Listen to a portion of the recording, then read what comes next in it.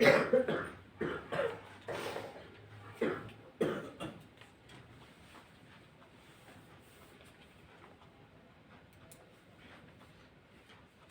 शांति। आज के बाबा के 8 तारीख के महावाक्य हैं। बाबा बीच बीच में रिवाइज कराते हैं कि चलते चलते इस देह की दुनिया में रहते रहते देह भान में आ जाते हैं और हम ये भूल जाते हैं कि हम स्टूडेंट हैं। तो जैसे एक स्टूडेंट को नशा रहता है और नशे का मतलब वो स्टूडेंट सुबह सुबह अपनी पढ़ाई के लिए क्या करता है, रोज सुबह उठता है, तैयारी करता है और उसको रोज यही नशा है कि मुझे अपनी पढ़ाई करनी है, अपने स्कूल कॉलेज जाना है, क्योंकि स्टूडेंट लाइफ है। इसी तरह बाबा ने कहा हम भी कौन है, परमात्मा के स्टूडेंट। तो वहाँ स्टूडेंट को तो सिखाया जाता है, उसको संस्कार डाला जाता है। और यहाँ भी बाबा ने कहा चाहे बच्चे हैं, चाहे बूढ़े हैं, चाहे जवान हैं, सभी भगवान के स्टूडेंट हैं और सबको ही परमात्मा संस्कार डालता है सुबह उठने का, सुबह क्लास करने का, आने का।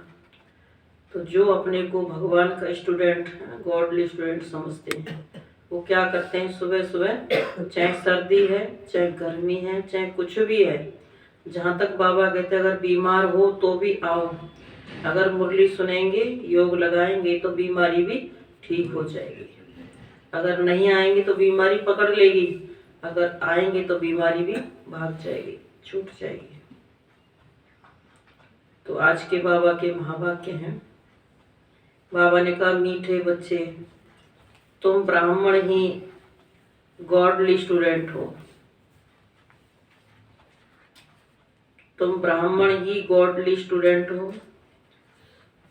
तुम्हें बाप ने रचता और रचना का ज्ञान देकर मास्टर जानी जाननहार बनाया है। अभी तुम सब कुछ जान जाते हो।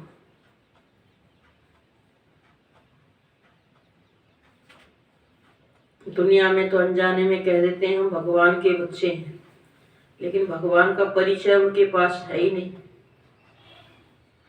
तो बाबा ने कहा तुम जानी जाननहार के बच्चे, जानी जाननहार हो, तुम भगवान के बारे में सब कुछ जानते हो।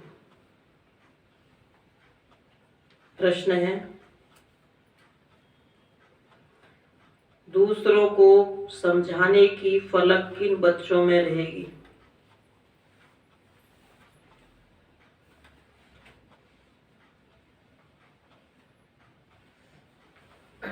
फलक माना खुशी, नशा।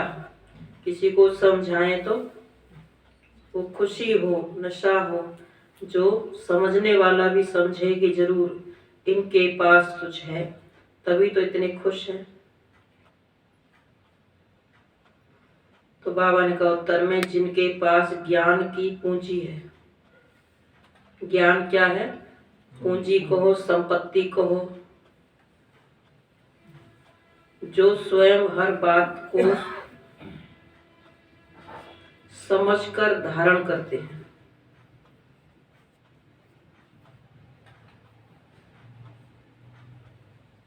वही दूसरों को फलक से समझा सकते हैं।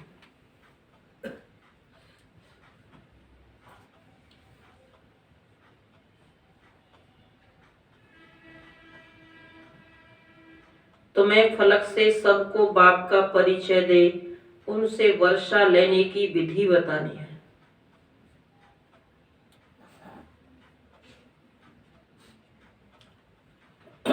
तुम्हें फलक से सबको बाप का परिचय दे, उनसे वर्षा लेने की विधि बतानी है।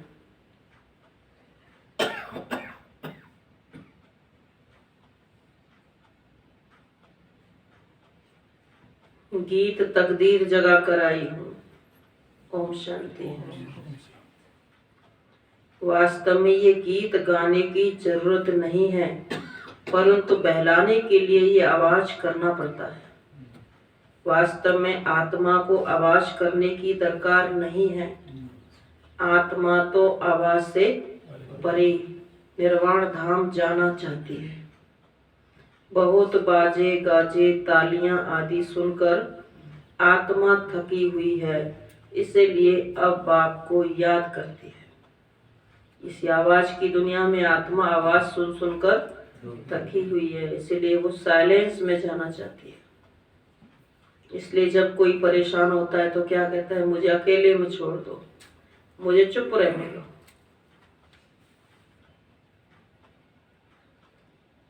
तो अब आपको याद करती है, हे भगवान मुझे ले जाओ। बच्चे जानते हैं ये बाप हमको समझा रहे हैं। जैसे घर में बाप और दादा दोनों बच्चे बच्चे कहते हैं, दादा ऐसे नहीं कहेंगे कि पुत्रे इधर आओ, दोनों ही कहेंगे बच्चे इधर आओ। यहाँ तो बाप और दादा है, साकार और निराकार दोनों इकट्ठे हैं। वास्तव में सभी मनुष्य मात्र का यह बाप और दादा है। तो जरूर परमपिता परमात्मा को सृष्टि रचने आना पड़े। तुम्हारा नाम बहुत अच्छा रखा हुआ है, ब्रह्मा कुमार कुमारियां। आबू में भी अधर देवी और कुंवारी कन्या के मंदिर हैं। तो एक कन्या तो नहीं होगी ना, जरूर बहुत होंगे। अधर देवी और कुंवारी कन्या के मंदिर हैं। तो बाबा ने कहा एक कन्या तो नहीं होगी, जरूर बहुत होंगे। दोनों का अलग अलग मंदिर है। अधर माना जिसका आधा जीवन तो घर गृहस्थी में बीत गया और अब आधा जीवन परमात्मा के समर्पण, ज्ञान सुना उसकी ईश्वरीय सेवा में समर्पण। तो अभी भी अधर है, क्योंकि उसको घर परिवार भी संभालना है और बाबा की ईश्वरीय सेवा में भी समय देना है। तो अधर माना कहीं फंसना नहीं है, दोनों तरफ तोड़ निभाना है। होता है ना, एक तरफ हो जाते हैं तो बैलेंस बिगड़ जाता है। तो कुंवारी कन्या किसको कहा जाता है तुम जानते हो? यह शिव शक्तियां हैं। अंदर बहुत बड़ा मंदिर बना हुआ है, बहुत कोठरियां हैं। तो मंदिर भी साक्षी देता है कि कुमारियां और अधर कुमारियां बहुत हैं। चित्र जो बनाते हैं वह भी मददगार हैं, जो होकर गए हैं। जैसे देवी देवताओं की चित्र हैं तो जरूर होकर गए हैं। वे विश्व के मालिक थे, अब नहीं है। विश्व के रचता ने भारत को विश्व का मालिक बनाया। कैसे? जो अब प्रैक्टिकल बन रहे हैं। अभी है कलयुग, सतयुग है सतयुग है एक आदि सनातन देवी देवता धर्म। कलयुग में अनेक धर्म और अनेक प्रजा का राज्य है। तुम बच्चे जब सुनते हो तो समझते हो।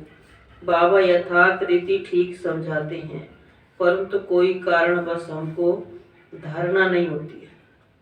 अच्छी बुद्धि होती है तो समझते हैं कि बाबा तो सही कहते हैं, लेकिन हमारी बुद्धि ऐसी है जो धारणा नहीं होती है। इसीलिए औरों को भी यह धारणा नहीं करा सकते। कोई न कोई विघ्न है।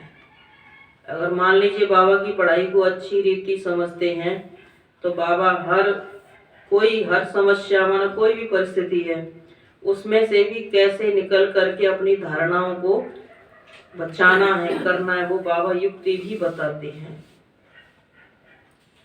बाबा ने कहा पूरा ज्ञान होगा तो धारणाओं की युक्ति भी समझ में आ जाएगी, बाबा ने हमारे को क्या कहा है।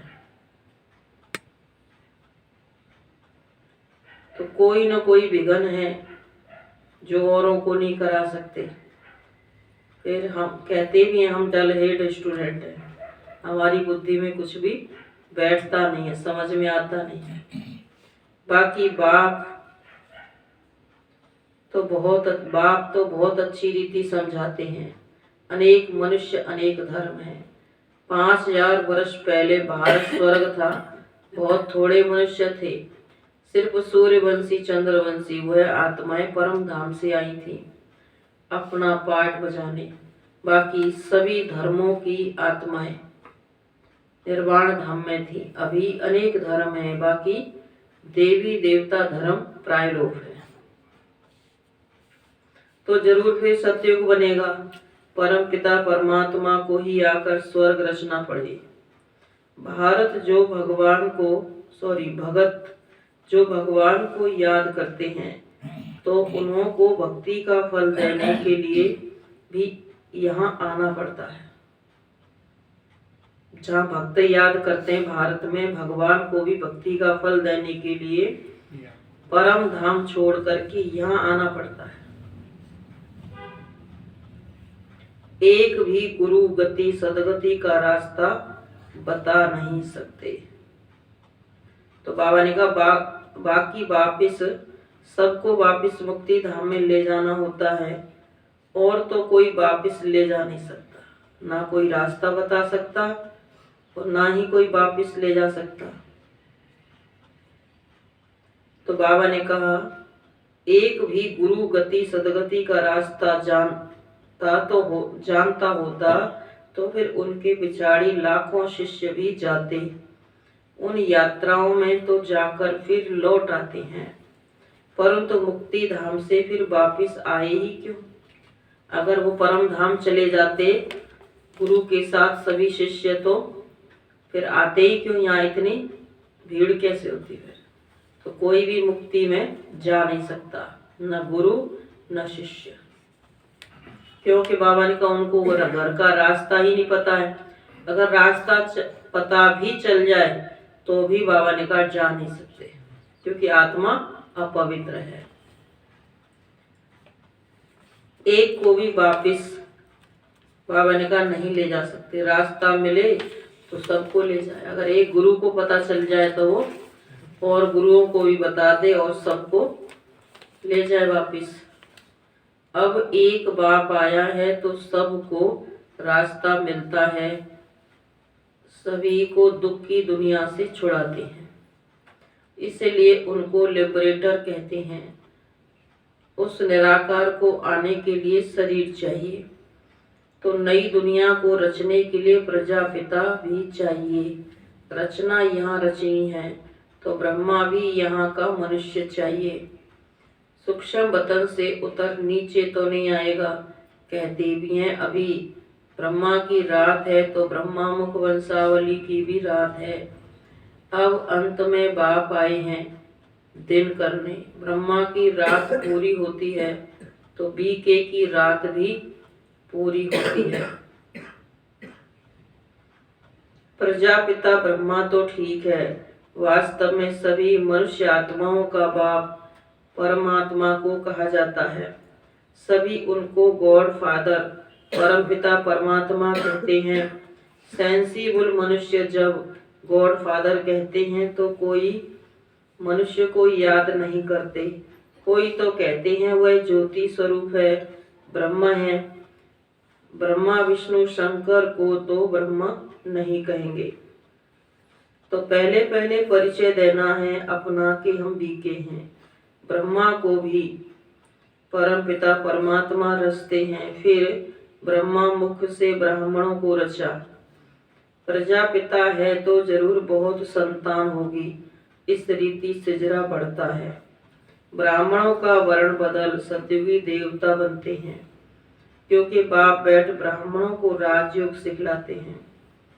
बाप कहते हैं तुम मेरे द्वारा मुझे और मेरी रचना को जानने से सब कुछ जान जाते हो, बाकी कुछ जानने के लिए रहता नहीं है। इतना बड़ा इम्तहान पास कर लेते हो, अर्थात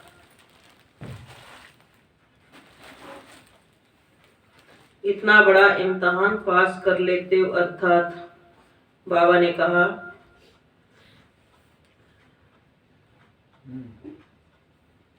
ब्रह्मा विष्णु शंकर को भी बाबा ने कहा ब्रह्म नहीं कह सकते, तो पहले परिचय देना है। प्रजापिता है जरूर तो बहुत संतान होगी, इस रीति सिजरा बढ़ता जाता है। ब्राह्मणों का वर्ण बदल सतयुगी देवता बनते हैं, क्योंकि बाप बैठ ब्राह्मणों को राजयोग सिखलाते हैं। बाप कहते हैं तुम मेरे द्वारा मुझे और मेरी रचना को जानने से सब कुछ जान जाते हो, बाकी कुछ जानने के लिए रहता नहीं है। इतना बड़ा इम्तहान पास कर लेते हो, अर्थात मास्टर जानी जाननहार बन गए। तो बाबा ने कहा गॉडली स्टूडेंट सिर्फ ब्राह्मण ही होते हैं, देवताएं वैश्य या शूद्र कोई भी गॉडली स्टूडेंट नहीं होते। भगवान के जो स्टूडेंट होते हैं वो सिर्फ ब्राह्मण ही होते हैं, बाबा ने कहा और कोई नहीं होते। भगवानुवाच होता ही ब्राह्मणों प्रति है, अगर कृष्ण भगवानुवाच हो तो फिर किन्हों के प्रति जरूर ब्राह्मण चाहिए। तो प्रजापिता द्वारा ब्राह्मण रचते हैं, रुद्र ज्ञान यज्ञ भी ब्रह्मा ही रचते हैं, कृष्ण ज्ञान यज्ञ तो कभी नहीं कहते। तो पहले पहले समझाना है कि हमको पढ़ाने वाला स्वयं परम पिता परमात्मा है, जो ही ज्ञान का सागर है, वही हमारा बाप टीचर सतगुरु है। फिर इसमें कोई उल्टा सुल्टा प्रश्न उठाने की दरकार ही नहीं है। इतने ढेर बीके हैं, कोई एक दो नहीं है, पहले पहले पढ़ाना ही है। अलग अलग बिगर कुछ बाबा ने कहा मनुष्य कुछ भी जान नहीं सकते। उन्हों को समझाना चाहिए कि परम पिता परमात्मा शिव ब्रह्मा मुख द्वारा ब्राह्मण रच रहे हैं, अकेला ब्रह्मा तो रचता नहीं है। यह पॉइंट्स धारण करने की है। बाबा के पास ज्ञान है तो तुमको डिलीवरी करते हैं, तुम हो ज्ञान गंगाएं, सागर तो एक ही है। ये ब्रह्मा भी ज्ञान कंठ करते हैं, तो ये भी ज्ञान गंगा हुई। क्योंकि जब शिव बाबा चक्कर लगाने चले जाते हैं अपने भक्तों के पास, भीड़ पड़ती है, भक्तों पे आपदा आती है, तो ब्रह्मा बाबा भी बोलते रहते हैं, तो किसी को ये पता नहीं चलता है शिव बाबा बोल रहे हैं या ब्रह्मा बाबा बोल रहे हैं। इसलिए ब्रह्मपुत्रा नदी कहते हैं, उसका गंगा का भी गायन है। तो ये भी गंगा ज्ञान गंगा हुई।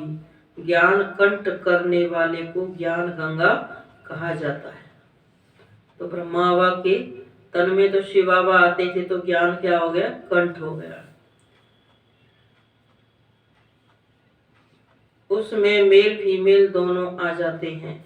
ज्ञान सागर तो एक ही बाप है। यहाँ देखो पानी के सागर को तो टुकड़ा टुकड़ा कर दिया है। सतयुग में जब एक ही सूर्यवंशी राजाई थी तो सागर के टुकड़े नहीं थे, कहाँ भी जाकर सैर कर आते थे। वहाँ कोई कह न सके कि मेरी हद में ना आओ अथवा पानी ना लो। यहाँ तो एक दो का पानी ही बंद कर देते हैं। कितने टुकड़े हो गए हैं। अब हम एक ही सचखंड स्वर्ग की स्थापना कर रहे हैं। बाप का भी विचार सागर मंथन होता है, तब तो समझाते हैं। ब्रह्मा भी कहेंगे सभी जीव आत्माएं हमारे बच्चे हैं। आदि देव अथवा आदम सभी का बाप है। ऐसे नहीं हम उस समय कोई मनुष्य नहीं थे, फिर आदम ने आदमी पैदा किया, नहीं, निराकार बाप को पहले जरूर आदम में आना पड़े। आदम माना पहले नंबर का देवता धर्म की आत्मा, श्री कृष्ण की आत्मा। तो उस बाबा ने कहा आदम में आना पड़े, तब तो मुखवंशावली रचे। बाकी ऐसे नहीं कि कोई मुख से निकल आए व नासिका या पवन से पैदा हुए। अब कहाँ जानवर दिखा दिया, बैल पर चढ़ के आए। फिर आदम कहते हैं तो पहले नंबर का आदम माना ब्रह्मा बाबा। तो बाबा ने कहा बाकी ऐसे नहीं कि कोई मुख से निकल आए या नासिका या पवन से पैदा हुए, ये सब भक्ति की बात है। कहते हैं किसी का जन्म नाक से, कान से, कहाँ से पैदा हुए ऐसे दिखाए, तो ऐसे कोई पैदा थोड़ी होते हैं। तो बाबा ने कहा शिव बाबा ब्रह्मा के तन का आधार लेते हैं, मुख के द्वारा ज्ञान सुनाते हैं। तो ज्ञान सुना करके तैयार करते हैं मुखवंशावली, ना कि कोई ऐसे पैदा होते हैं। मनुष्य तो कच्छ मच्छ में भी पूछते रहते हैं।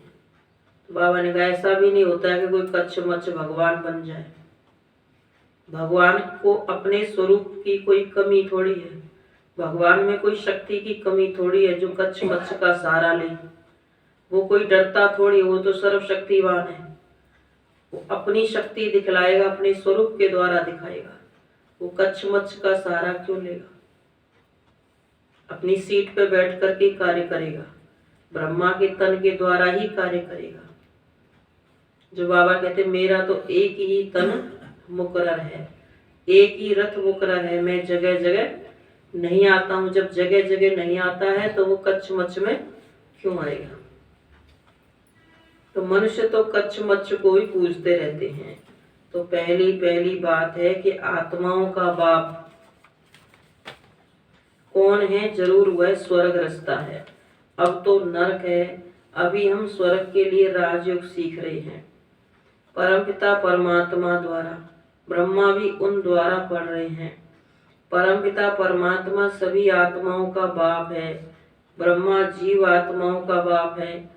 हम उनकी मुखवंशावली ब्रह्मा कुमार और कुमारियां हैं। ब्रह्मा कुमार ब्रह्मा कुमारियां हैं।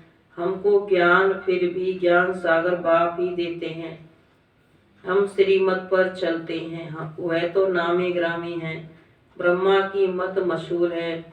ऐसे कभी नहीं कहा जाता कि विष्णु भी उतर आए तो भी तुम नहीं मानेंगे। ये ब्रह्मा के लिए कहा जाता है।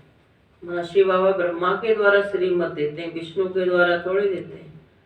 ब्रह्मा के द्वारा देते हैं। जिनको अच्छा नहीं लगता है, समझ में नहीं आता है, तो कहते हैं कि ब्रह्मा उतर के भी आ जाए तो भी हम मानने वाले नहीं है। ये किसको कहते हैं? ये ब्रह्मा कुमार कुमारियों को कहते हैं।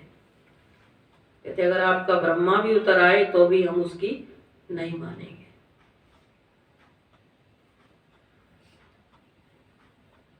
तो बाबा ने कहा ऐसी बात नहीं है, मानने वालों को तो ब्रह्मा बाबा का साक्षात्कार हुआ तो वो बन गए, परमात्मा के बच्चे बन गए। उस साक्षात्कार में इतना आकर्षण था, इतनी शक्ति थी, तो भगवान की तरफ खिंचे चले आए, परमात्मा के बच्चे बन गए।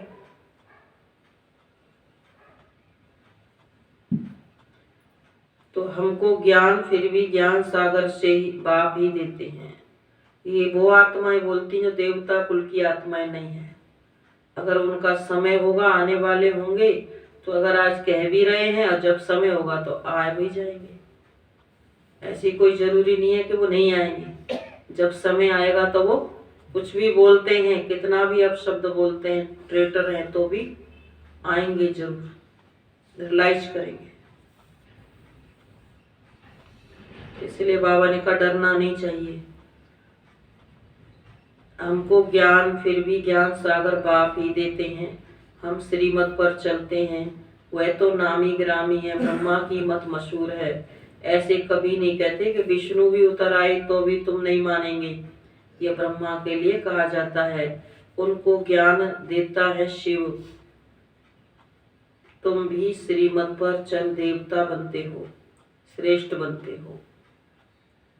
बाप समझाते हैं, मैं आकर देवता धर्म की स्थापना करता हूँ।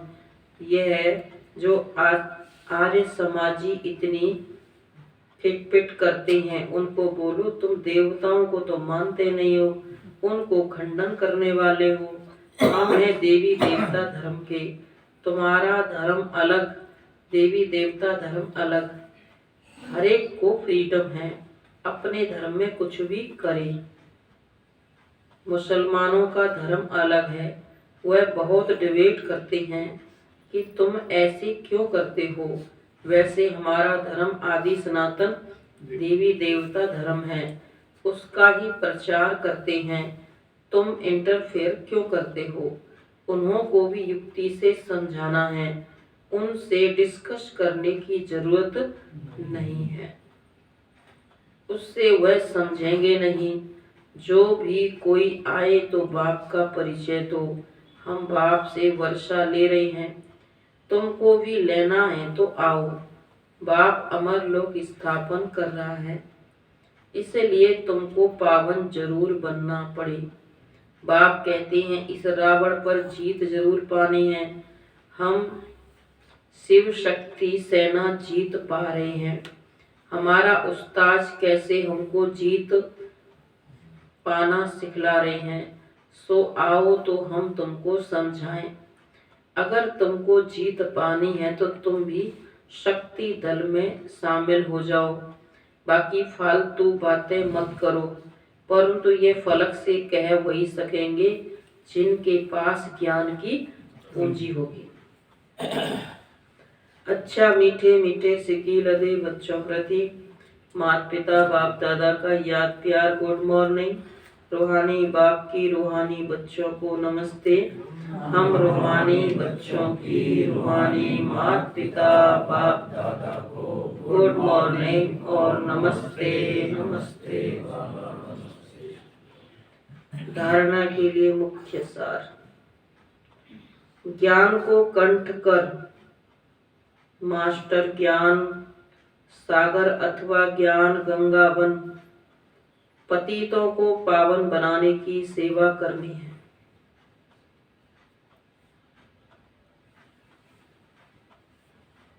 सुनाने की भी बाबा ने कहा ना, प्रैक्टिस करनी है ज्ञान को कि कैसे परमात्मा का ज्ञान दूसरे को सुनाए।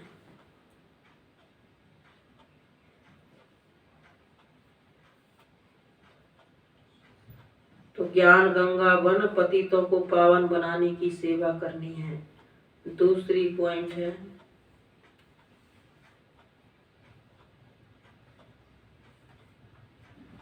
हर एक को बहुत युक्ति से समझाना है।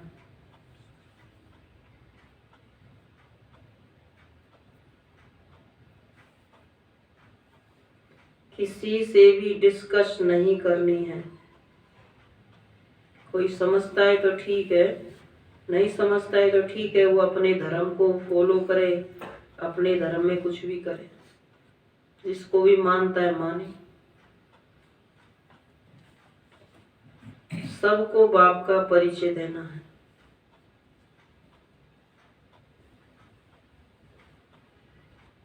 वरदान। प्योरिटी की पर्सनैलिटी और रॉयल्टी द्वारा बाप के समीप आने वाले देही अभिमानी भव।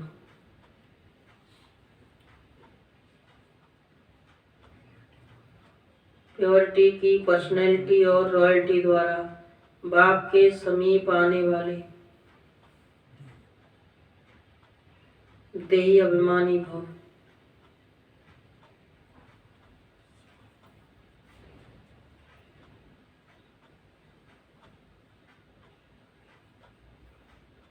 जैसे शरीर की पर्सनैलिटी आत्माओं को देह अभिमान में लाती है, ऐसे प्योरिटी की पर्सनैलिटी देह अभिमानी बनाए बाप के समीप लाती है। वैसे भी निर्माणता वाला निरंकारता वाला ही बाप के समीप आ सकता है। देह अभिमान वाला तो दूर रहता है, क्योंकि देह की पर्सनैलिटी को ही वो ज्यादा मान देते हैं।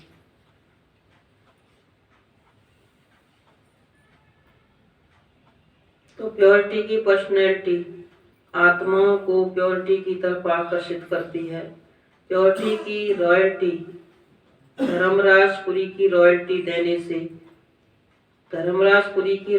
देने से छुड़ा देती है। माना धर्मराजपुरी में उनको सफाई देने की जरूरत नहीं है, सीधा रास्ता उनका खुला हुआ होता है। इस रॉयल्टी अनुसार भविष्य रॉयल फैमिली में आ सकेंगे।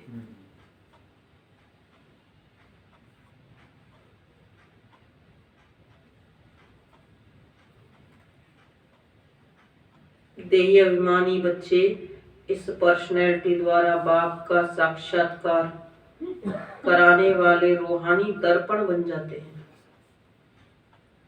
जो ईश्वरीय पर्सनैलिटी में बन रहते हैं, देही अभिमानी बच्चे बन के रहते हैं, उनके द्वारा बाबा ने कहा बाप का साक्षात कराने वाले रूहानी दर्पण बन जाते हैं। ईश्वरीय पर्सनैलिटी बनाएंगे तो ईश्वर दिखाई देगा, ईश्वर का साक्षात्कार होगा या उनके द्वारा बाप का संदेश मिलेगा। तो ऐसे बच्चे बाबा ने कहा रूहानी दर्पण बन जाते हैं। स्लोगन। हर एक की विशेषता को देखने का चश्मा सदा लगा रहे, तो विशेष आत्मा बन जाएंगे। हर एक की विशेषता को देखने का चश्मा सदा लगा रहे तो विशेष आत्मा बन जाएंगे।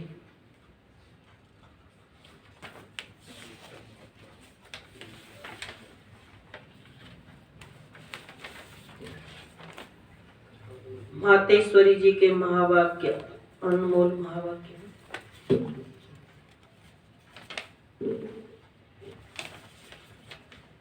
अपना यह जो ईश्वरीय सत्संग है कॉमन सत्संग नहीं है। यह ईश्वरीय स्कूल कॉलेज, जिस कॉलेज में अपने को रेगुलर स्टडी करनी है, बाकी तो सिर्फ सत्संग करना, थोड़ा समय वहाँ सुना, फिर तो जैसा है वैसा ही बन जाता है, क्योंकि वहाँ कोई रेगुलर पढ़ाई नहीं मिलती है।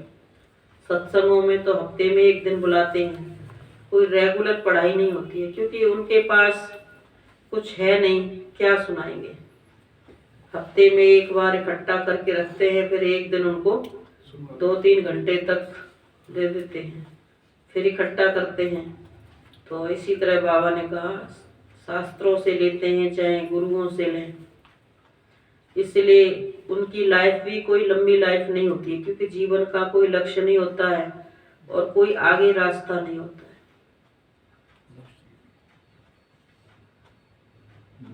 इसलिए थोड़ा प्रचार प्रसार होता है, उसके बाद फिर वहीं वापिस आ जाते हैं। लक्ष्य दाता का पता नहीं है तो लक्ष्य का भी पता नहीं है। तो बाबा ने कहा बाकी तो सिर्फ सत्संग करना, थोड़ा समय वहाँ सुना, फिर जैसा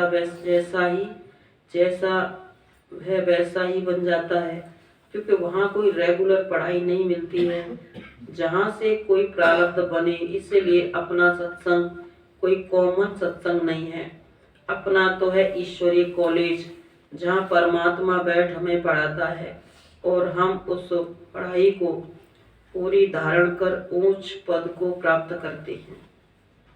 इसलिए उनके जो सत्संग सुनने वाले हैं उनसे कहा जाए कि आप सुनाओ, तो सुनाएंगे क्या? उनको सुनाने में भी डर लगता है, क्या सुनाएं, क्या बताएं, क्योंकि रोज रोज लगातार सुनेंगे तो एक आदत बन जाती है सुनने की और फिर सुनाने की।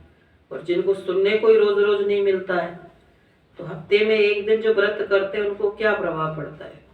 कुछ भी नहीं, वहीं की वहीं है। तो इसी तरह रोज सुनने वाले भी ऐसे ही होते हैं। तो बाबा ने कहा जैसे रोजाना स्कूल में मास्टर पढ़ाई डिग्री देता है, वैसे यहाँ भी स्वयं परमात्मा गुरु टीचर, पिता टीचर रूप में हमको पढ़ाए सर्वोत्तम देवी देवता पद प्राप्त कराते हैं। इसीलिए इस स्कूल में ज्वाइंट होना जरूरी है। यहाँ आने वाले को यह नॉलेज समझना जरूर है, यहाँ कौन सी शिक्षा मिलती है, इस शिक्षा को लेने से हमको क्या प्राप्ति होगी। हम तो जान चुके हैं कि हमको खुद परमात्मा आकर डिग्री पास कराते हैं और फिर एक ही जन्म में सारा कोर्स पूरा करना है। तो जो शुरू से लेकर अंत तक इस ज्ञान के कोर्स को पूरी रीति उठाते हैं वो फुल पास होंगे। बाकी तो जो कोर्स के बीच में आएंगे वो तो इतनी नॉलेज को नहीं उठाएंगे। कोई रोज मुरली सुनते हैं लगातार तो उनको पूरी पढ़ाई का लक्ष्य क्या है, पढ़ाई क्या है, वास्तविकता क्या है, वो सारी समझ में आ जाती है।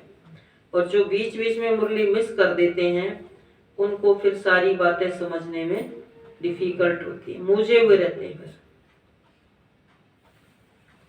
तो बाबा ने कहा बाकी जो कोर्स के बीच बीच में आएंगे तो इतनी नॉलेज को उठाएंगे नहीं, उन्हों को क्या पता आगे का कोर्स क्या चला।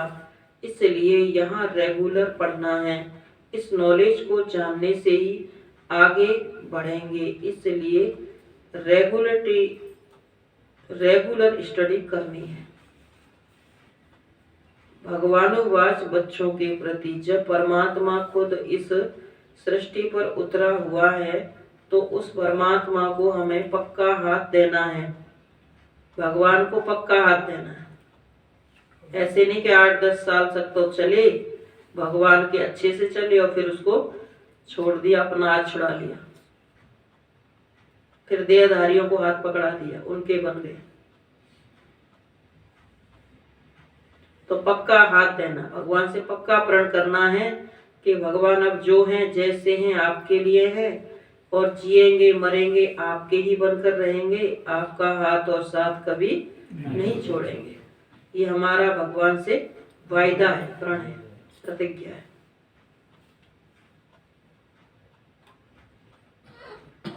तो उस परमात्मा को हमें पक्का हाथ देना है, तभी तो वो वर्षा देगा हमको।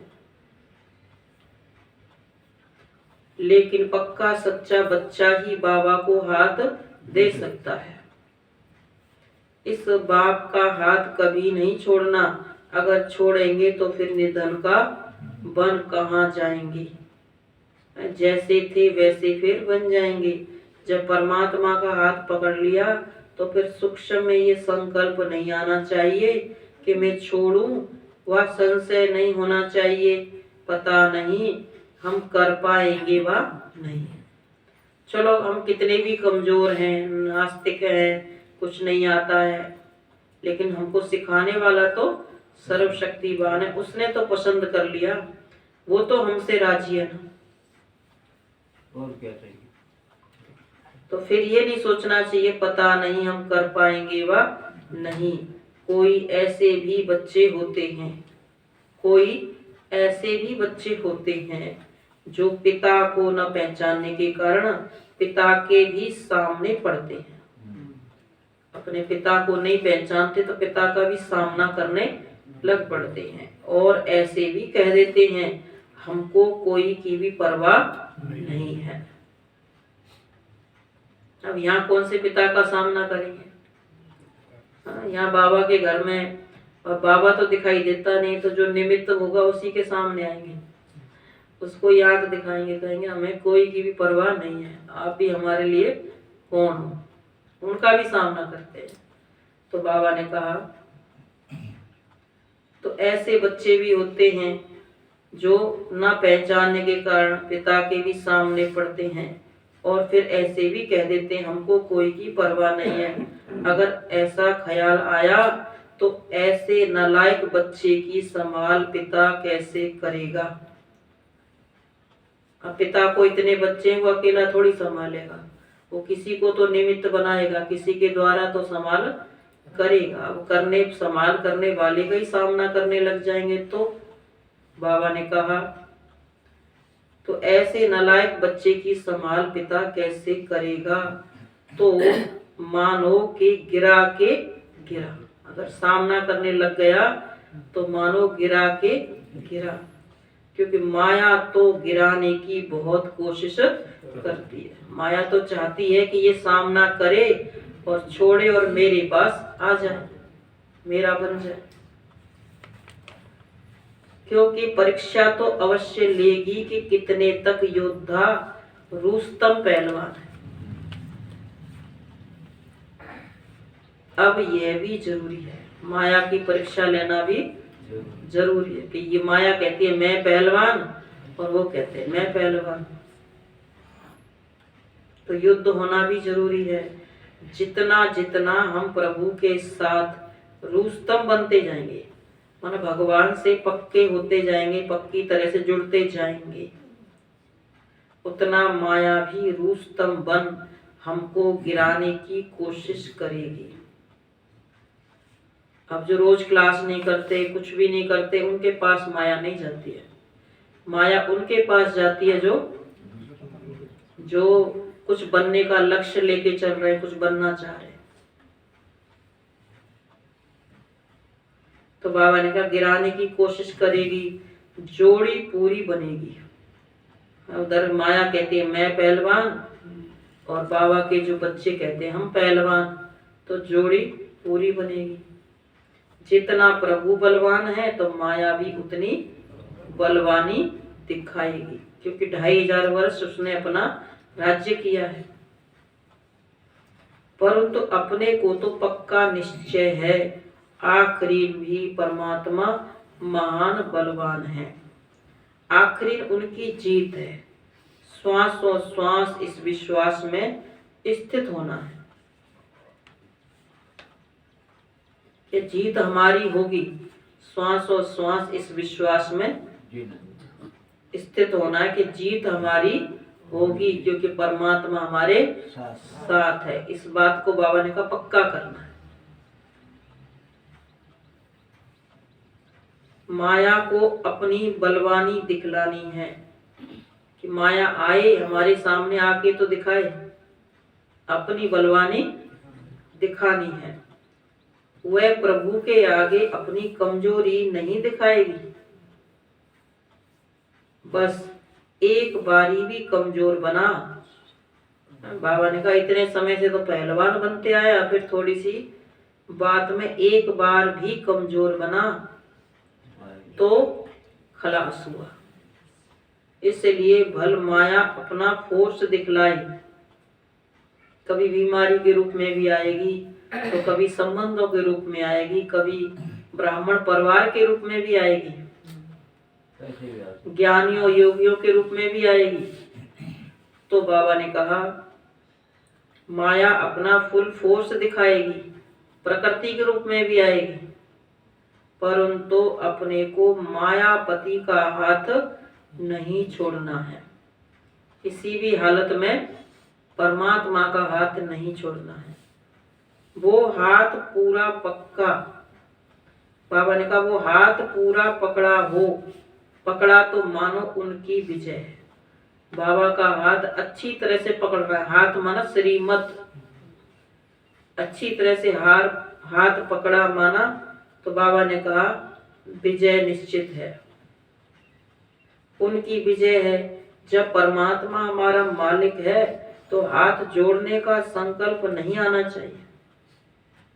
वो हमारा मालिक है, मालिक के बच्चे हैं, तो हाथ छोड़ने का संकल्प नहीं आना चाहिए। अगर हाथ छोड़ा तो माया मूर्ख, बाबा ने कहा अगर हाथ छोड़ा तो बड़ा मूर्ख ठहरा। इतने साल की कमाई की और लास्ट में आके हाथ छोड़ दिया। इतने सालों से पढ़ते आए और अब लास्ट में आके हाथ छोड़ दिया, भगवान से दूर हो गई। तो बाबा ने कहा हाथ छोड़ा तो बड़ा मूर्ख ठहरा। इसलिए परमात्मा कहता है बच्चे, जब मैं खुद समर्थ हूँ, मैं सर्वशक्तिवान तुम्हारे साथ हूँ, तो मेरे साथ होते तो मैं भी समर्थ अवश्य बनना है। बाबा ने कहा अपनी शक्ति की पोजीशन में रहना है। अगर कमजोर की पोजीशन में रहेंगे तो माया प्रवेश कर जाएगी।